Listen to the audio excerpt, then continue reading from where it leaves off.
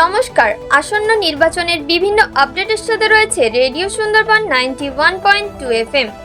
উন্নয়নের ধারাকে ব্যাহত রাখতে আসন্ন বিধানসভা নির্বাচনের 125 বসিরহাট উত্তর বিধানসভা কেন্দ্রের মাননীয় মুখ্যমন্ত্রী মমতা বন্দ্যোপাধ্যায়ের আশীর্বাদ ধন্য তৃণমূল কংগ্রেসের মনোনীত প্রার্থী মোহাম্মদ তৌসিফুর রহমান। স্যার, জনগণের থেকে কেমন টু গুড এভেন বলো জয় বাংলা, জয় বাংলা।